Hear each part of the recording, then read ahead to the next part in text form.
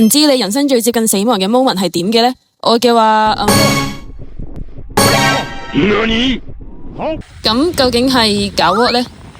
話說呢，年頭嘅時候同啲 friend 去咗日本白馬五龍個雪場嗰度滑雪啦，成2年冇滑過雪嘅我呢，一夜就跟住佢哋衝咗上去47嗰條綠線嘅最頂嗰度。一開頭呢，其實都冇咩特別事發生嘅，點知呢啲雪越落越大喎，跟住呢，我完全留意唔到前面有個髮夾彎要轉彎咯。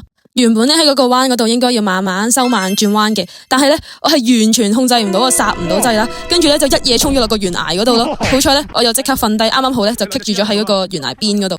想講呢，衝落去嘅時候呢，我嚇親咗隔離嗰2個外國人咯，跟住呢，佢哋係咁問我 Are you okay? Are you okay? 咁樣笑死我。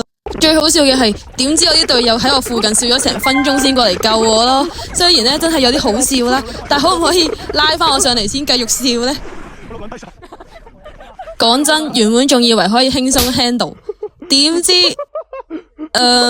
我全程就為我啲隊友提供咗唔同嘅笑料咯，咩事？OK，anyways，下次我會練多啲先上山噶啦，笑死！嗱，教練你新鮮，冇受傷冇人命傷亡，可以照常訓練，下次再玩過，哈哈，拜。